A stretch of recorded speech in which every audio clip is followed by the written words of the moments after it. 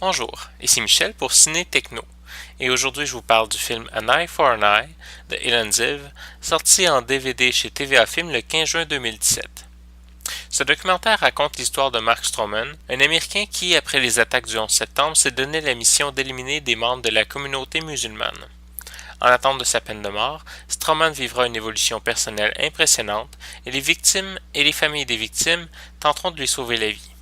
L'histoire de Mark Stroman en est une difficile à comprendre, surtout condensée en moins de 2 heures. De voir cet homme passer de raciste meurtrier à repenti acceptant son sort en si peu de temps laisse très peu la chance aux spectateurs de comprendre que le film et l'évolution de l'homme se passent sur à peu près 15 ans, ce que le film ne nous laisse peut-être pas apprécier assez pour bien être en mesure de voir le cheminement du condamné.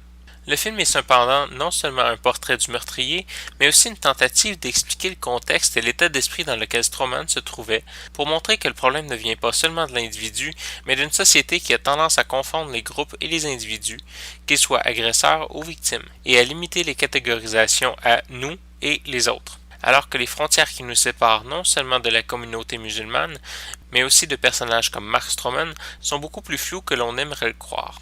L'un des très bons côtés du film est qu'il ne se concentre pas sur le personnage central du meurtrier, mais fait aussi beaucoup de place aux victimes et familles des victimes, ainsi qu'une petite place à la famille de Stroman. Cependant, le vrai intérêt du film est que l'histoire n'est pas statique. On ne fait pas que nous présenter les faits sur le passé avec une attitude à la limite fataliste, mais on nous montre plutôt que des individus, des victimes, tentent de faire quelque chose pour changer la situation et agir selon leur propre conscience. Même si on pourrait croire que la vision des musulmans est si biaisée et un peu trop diamétralement opposée à celle que les groupes racistes ont et essaient de promouvoir, quelque chose d'important ressort de l'attitude miséricordieuse des victimes, une distinction que beaucoup ne font pas toujours aujourd'hui, la différence entre la colère et la haine. Alors que l'on peut voir la colère chez les victimes, la haine est quelque chose d'entièrement différent et d'autodestructeur.